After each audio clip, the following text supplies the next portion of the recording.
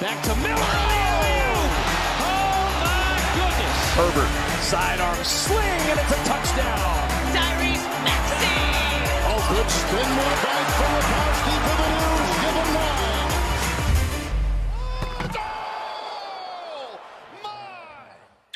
9. All right. Hello, everyone, and welcome back to the Beef Upfront podcast here on Pick Swap Media. Your host, Ryan Coyle, joined alongside Kevin Cannon for the Super Wild Card Weekend preview, a weekend full of great football, Saturday, Sunday, and even a Monday night game. So many exciting games to get into. Crazy how fast all 18 weeks went in the regular season, but we're here, Kev. It's the playoffs. It's what we build up to all year. Welcome back. How are we? And we pumped for some wild card playoffs. Yeah, I'm super excited for this weekend. A lot of good games all weekend, Saturday, Sunday, and even Monday, like you said, celebrating MLK Day. What you like the wild card weekend or divisional round better? Wild card. You never know what's going to happen. Yeah, like the volume of the wild card too. Yeah, and like you said, there's some crazy things. Like there's gonna be one game this weekend that really no one's paying attention to. Not paying attention to, but picking upsets. Like I haven't seen a single soul pick the Dolphins. I haven't seen a single soul pick the Packers. We'll get into all our picks and more, but I think maybe like one of those teams finds a way to pull an upset just because no one's expecting it. Maybe the Steelers. I actually have not seen a single person pick them. So I'm interested to see who you have moving on everything, but we'll start it off on Saturday. The Texans are back in their rightful spot. It feels like for 4 or 5 straight years they were playing in this game. It was either them or like the Bengals back with Andy Dalton, AJ Green, and Marvin Lewis. But you have the Cleveland Browns led by Joe Flacco getting the 5 seed out of the AFC, traveling to the 4 seed AFC South champs, the Houston Texans, for a 4:30 kickoff on NBC. The Browns, though, are a 2.5-point favorite here on the road, over under 44.5. Kev, does the Flacco magic live on, or does CJ Stroud get his first playoff win? Yeah, no, I think Flacco continues to play well. I'm going Browns 27, Texans 20, so the Browns covering the 2.5, over 44.5. CJ Stroud has been really impressive, and he was impressive all year, but also in the must-win last week against the Colts. But I do think his season ends on Saturday, though. That's because he's playing Joe Flacco and the Browns defense. These teams just played a few weeks ago with the Browns winning easily, and Flacco also throwing for 368 yards, 265 of it was to Amari Cooper. That game is not a great reference point, though, because CJ Stroud did not play in that game. Cleveland's defense has also allowed the fewest yards per game this season, and I think they can make Stroud uncomfortable at times. The Texans have also lost all 4 games this year when they faced a top 10 D in terms of yards per play, and Cleveland is in that top 10. The story of this game is going to be Joe Flacco, though. He is 6-0 against the spread in his career in playoff openers, and his team covers by an average of 19 points. I think Flacco has a huge day, throws for 300 plus 2 TDs, while the Texans have a ton to build on for next season and in years beyond that. Yeah, those are some pretty insane numbers there with Joe Flacco and the Ravens. I was not aware of that. I think this is the ugliest matchup we could probably see in the first round. But I think it's going to be like a really fun one too. Like, I feel like every year in the playoffs, we get a game that has a bunch of chaos, bunch of different momentum, turning points and whatnot. And I think this game could deliver because Browns, Texans, no one coming into the year was expecting the Texans to make the playoffs. The Browns, I guess, had some expectations, but not with Joe Flacco leading the way at quarterback. So these 2 teams have lived off that underdog type of storyline all year, and their games have not been short on entertainment. I'm very curious to see, though, if the Flacco magic will continue. The Texans this year 6-3 at home. They're at home in this one, and one of those losses, like you touched on, was against the Browns a few weeks ago without Stroud. And the Browns were 3-5 on the road this year, and that one of those wins was, as we just mentioned, that win at Houston. So this is a Texans team that has been very good at home this year, and a Browns team that has really struggled on the road.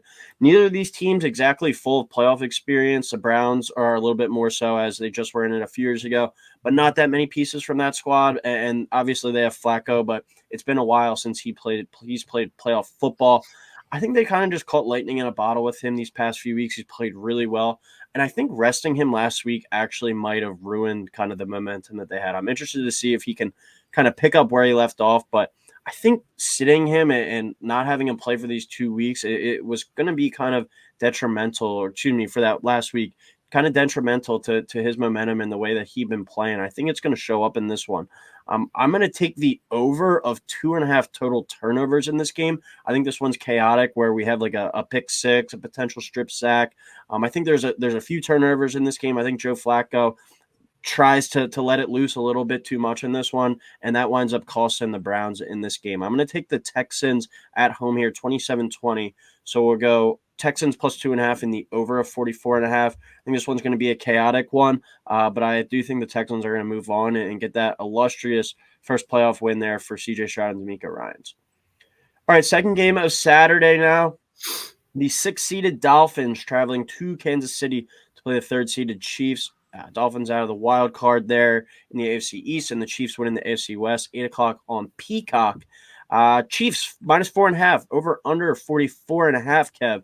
Do the Chiefs protect the home turf here and move on to the divisional round? Yeah, I think they do. Chiefs 24, Dolphins 20. So the Dolphins do end up covering the 4.5, under 44.5. This would be a completely different story for me if the game were in Miami, but it's obviously not. It's in Kansas City, where it's going to be like 0 degrees, potentially snowing.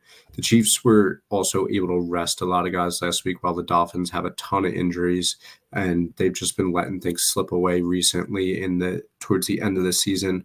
I think Mahomes and the offense for the Chiefs is going to be able to do enough against the Dolphins defense, which has improved towards the end of the year, but they lost some people to injuries. The Chiefs defense also finished second in the league in points allowed per game. Like, they're just a really good unit back there, which we're not used to seeing from the Chiefs. I do think it will be fun to see Tyreek back in Kansas City, but I just don't trust the Dolphins away from Hard Rock, especially when they're playing a very dangerous team. The Chiefs have not been the Chiefs of the past few years, but I certainly will not have been bet against the defending champs in the first round. Yeah, so I got a few stats on this one. This was I saw it on Twitter from Chiefs Focus. That was the account. Patrick Mahomes 10-1 in temperatures of 40 and below. Tua 6-13 in games that are under 70 degrees, and 0-4 in games that are under 40 degrees. And the Dolphins are 0-10 in temperatures below 40 degrees. I'm not sure if that was in a certain time frame, because I don't believe that they've only played 10 games under 40 degrees in their history, but even so, whenever that stat began, 0-10 below 40 degrees, and as you were touching on, the wind chill in this one is supposed to be in the negatives. So this is setting up perfectly for a Kansas City win. They've been so good at home under Patrick Mahomes and Andy Reid in the playoffs. Dolphins have one of the better rush defenses in the NFL this year, but with missing Chubb and Phillips on the edge across that defensive line, I think that's going to be a big loss for them. And I think Isaiah Pacheco in this weather is going to be able to carry the ball and really, with that hard running style that he has, really punish some of these Dolphins defenders. I think he's going to carry it 20 plus times. And I think he has a big day in this one. We see a lot more runs and passes in this game. I think the Dolphins rely too much also on kind of some east-west speed. And I think that's going to struggle in this outdoor game. Are the Dolphins able to run the ball? Mostert's been banged up. A-Chain hasn't really looked as great since coming back from that second knee injury.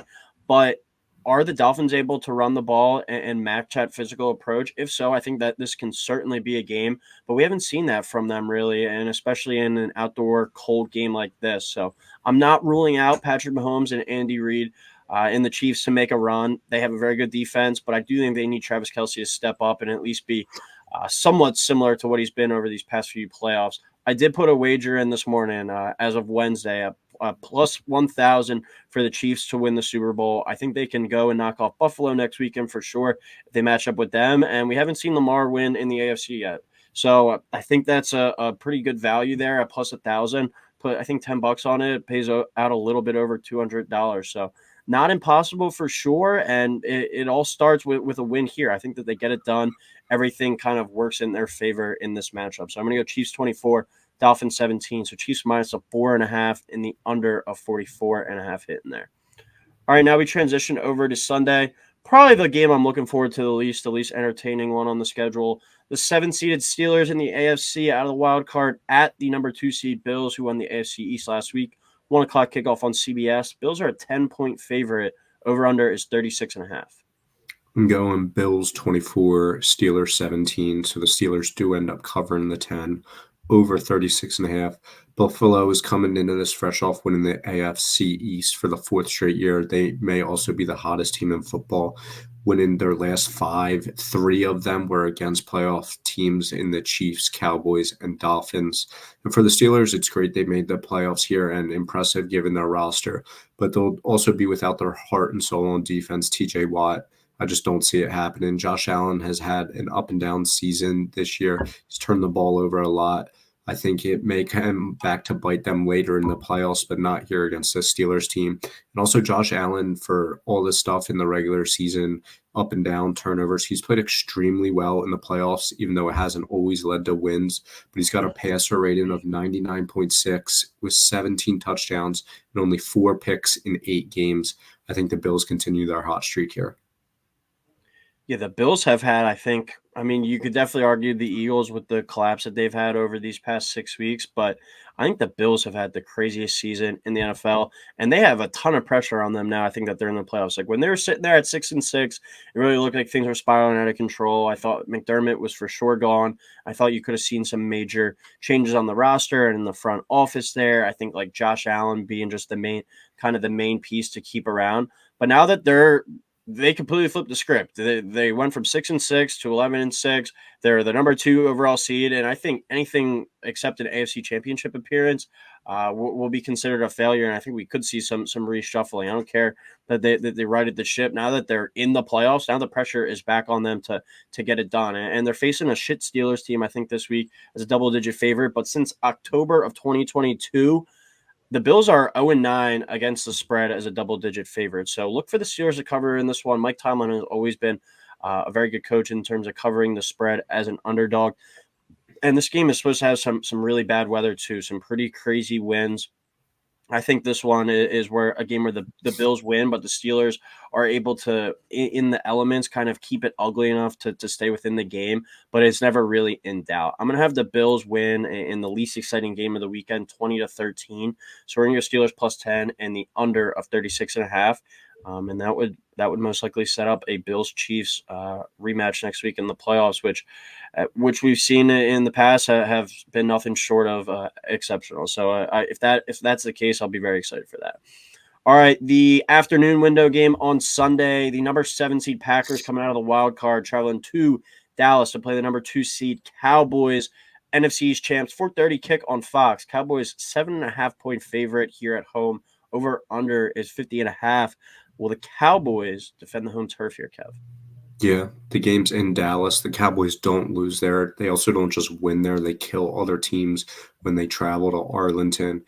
Dak's numbers in Arlington are unreal this year. 37.4 points per game as a team, 300 yards a game from Dak through the air, 22 touchdowns, 3 picks, and a QB rating of 120.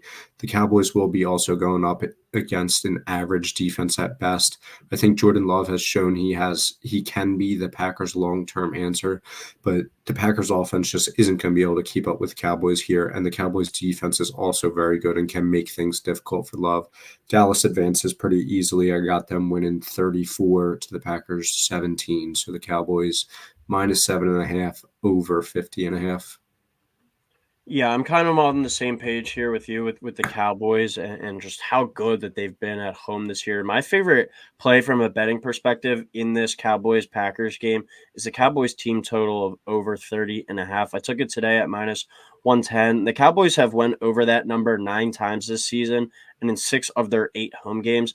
The Packers have only allowed this number for a team to go over 30.5 on them 3 times, but they haven't had to play this Cowboys team yet where they're undefeated at home. And as you were mentioning, Kev, just absolutely destroy teams. They seem to have their way in every single game at Jerry's World, except that game against the Lions. They've won very comfortably at home this year, and they've done so putting up a ton of points. So I think this is a great play. The Cowboys team total of over 30.5 in this one. This is a game where the Packers defense is certainly vulnerable, but the Cowboys have been ran on a few times this year as well. When you look at that Bills game, they got completely punked up front. And the Packers over these past few weeks where they made this run to the playoffs have done the same thing in the run game. Jordan Love's played really well, but the run game I think has really gotten him here. The Packers can deploy Aaron Jones and A.J. Dillon effectively, keep that Cowboys offense off the field. They're going to have a shot in this one, but it's a game where if they're going to take a lot of time off the clock, they can't end with field goals. They have to end with touchdowns.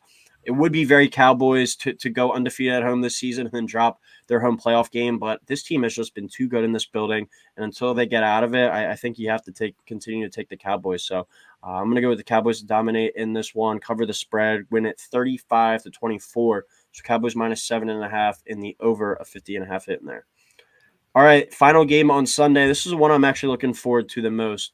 Very excited for the number 6 seeded Rams traveling to the NFC North champion, the 3rd seed Lions, 8 o'clock, Sunday Night Football on NBC. Lions, 3-point favorite, over under 51.5 in the big storyline with this one. Matt Stafford returns to Detroit for a playoff game. Jared Goff for a revenge opportunity against the Rams after shipping him out as well. Kev, can the Rams and Matt Stafford upset the Lions here?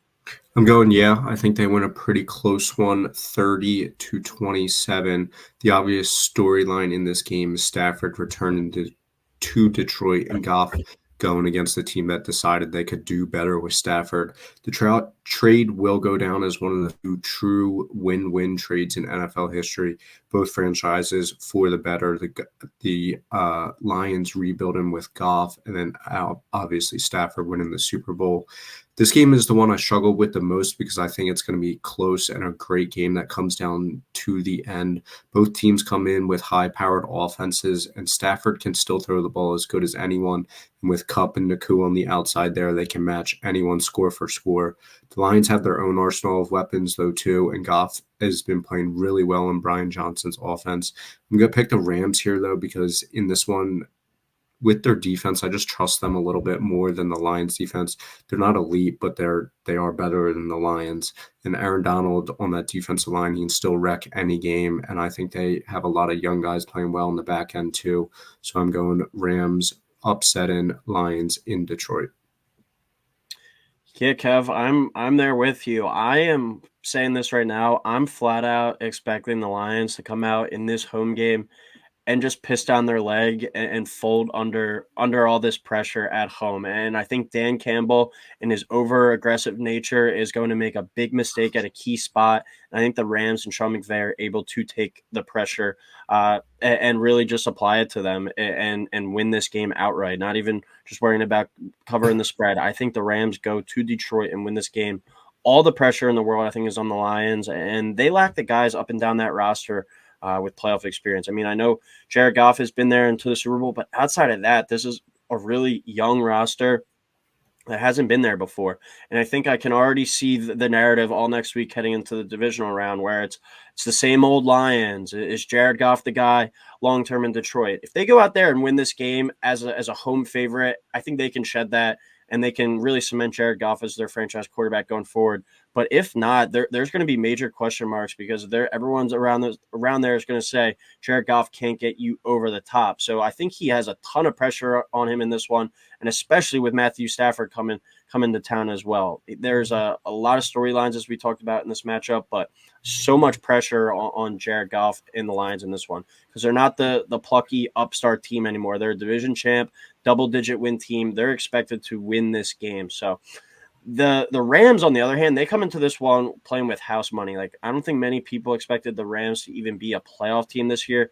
And at the beginning of the year, they were shaky, and they've been playing really well down the stretch. They've won 7 of their last 8. And that lone loss is at Baltimore in a game that was won on a punt return in overtime. Like, this is a pretty good football team right now. And a trend worth noting, I think, is since 2017, when the Rams hired McVay, the Rams are 14-10-3 against the spread as an away underdog. So some pretty good data to back them here. I know the Lions have been very good under Dan Campbell against the spread, but I just think they're going to come out here and piss down their leg in this one and fold under the pressure. I think the Lions defense been up and down all year, which you touched on. And I think the Rams offensive balance is really going to make it hard for the Lions to contain them. So I'm going to go with the same exact score as you, Rams 30, Lions 27. So Rams +3 over 51.5.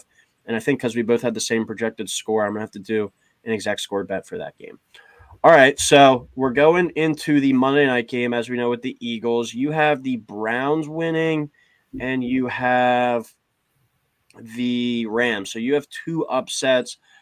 Going into this game, I have the Rams, and I believe chalk after that. Yeah, so we have an opportunity for one more upset here on Monday Night Football. The fifth seeded Philadelphia Eagles, in midst of one of the worst collapses we've seen in the regular season in the NFL in quite some time. At number 4, the Tampa Bay Bucks, the NFC South champ, 8:15 Monday Night Football on ESPN. Despite their struggles, the Philadelphia Eagles still a 3-point favorite here on the road in Tampa Bay, over under 43.5. Kev, do we see another upset in this matchup? I think we do. Yeah. The Bucks winning a close one, 23, Eagles 21. So the Bucks +3 over 43.5. I don't know what to really say for this one. I don't see why I should or could pick the Eagles. The only reason you can really say that you would pick them is because a year ago they were really good. I have seen large enough sample size the last 2 months to not pick them here. All the leaders on the Eagles after each week keep talking about how close they are to turning around, and they believe they can, but nothing has changed recently. The same issues keep popping up every week. The defense is creating no pressure and just letting guys run wide open. And with Baker and Mike Evans, they could end up having a huge day down there in Tampa. And the offense this whole season has never truly found their rhythm, even when they were winning games in the beginning of the year. And then last week was also a worst case scenario for the Eagles. They left MetLife with a ton more injuries. Jalen with his finger, AJ's knee, Cam Jurgens, Reed Blankenship, Sidney Brown done for the year. This is already on top of the injuries that already exist. So we'll see who ends up playing, but it seems as the Eagles have lost their identity and they'll just need to do some retooling this offseason. Yeah, I mean, it's just been a frustrating watch. Like last week versus the Giants, I was just kind of sitting there laughing to myself at some point. That's just how bad they looked. But I tweeted this out today. But since the Eagles' 37-34 overtime win against the Bills, here's what their numbers have been since. A 1-5 record. They've been outscored 162 to 123. They've been outgained 2,301 yards to 2,017 yards, and they're losing the turnover battle over that span 12-4. Like this team has just completely fallen off the face of the earth. And I will be absolutely stunned if they come out and win this game. We could say that's just being a pessimistic Philly fan, and they're still favored for a reason. But if you've been watching every snap of this team, which we have over these past few weeks, you can't willingly say that this is a team that should be favored against anyone. You just lost to the Cardinals and the Giants in back-to-back weeks. I don't care if last week was meaningless. They still went out there, looked to gain some confidence, and I think absolutely lost even more. Like, they looked so bad, and as you touched on, Kev, the injuries as well. Like, we don't even know if Devontae Smith or A.J. Brown are going to be able to play this week. Jalen Hurts had popped his finger out. That could linger this week as well. And it looks like the weather's going to be terrible. And as we know, the Eagles have really struggled with Jalen Hurts in the rain. I mean, he had that nice second half and the overtime against the Bills, but I saw historically today he does not perform well in the rain. So unless the Bucks go out there and give it to them on a silver platter, I don't think the Eagles are going to be able to go on the road and win a playoff game here. I did see Chris Long say earlier, like he thinks it's better that the Eagles are actually on the road, because if they went out there at home and had a 3-and-out or something early on, the boos just would be coming on early and they would feel the pressure. I think going on the road to Tampa here, they might be able to play a little bit more loosely. And as I was saying about the silver platter, like Baker Mayfield going out there and throwing 3 interceptions isn't the craziest thing in the world, but the Eagles have only forced 18 turnovers all year, 8th worst in the league. This isn't a very opportunistic defense on the in terms of turning the football over like we saw last year. And while the offense for the Eagles gets a lot of the criticism, and they should, the defense is what I'm really worried about the most in this one. I think Mike Evans and Godwin could slice up this secondary, as you were touching on. And when you do go back to the offense, the Bucs blitz the 3rd most in the league. That's going to give the Eagles trouble, just like it has all year. I think the best way for the Eagles to win this game, it sounds like an old man saying this, but it's just to win it on the ground and just run the football. Try and run it 40 to 50 times. Try to keep your own defense off the field. Hope to turn the clock, and maybe it's 10-10 going into the fourth quarter, and you have a chance. I just think if you go out there trying to throw the football around in this one and you have some quick 3-and-outs, this one could get real ugly real quick.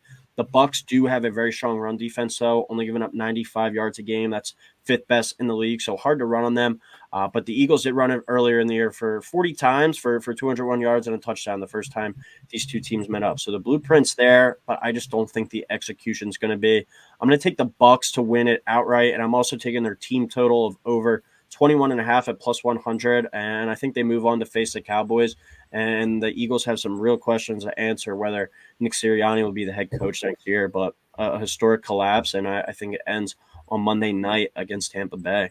But that'll do it for Wild Card Weekend for our preview here at Beef Up Front, which looks like, based off our predictions, setting up for some really good divisional games. I have Chiefs versus the Bills, and then I have Ravens versus the Texans. I'm not really looking forward to that one. And then I have the Bucs going to San Fran and the Cowboys against the Rams. The Cowboys-Rams, I think, would be a pretty great playoff game next week. So that'll do it for Beef Up Front here. Any last second comments, Kev, before we head out? Yeah, no, it should be a good weekend, and then the following weekend's going to be a lot more fun too. Yeah. All right. Well, thanks everyone for tuning in. Please like, subscribe, and we'll talk next week.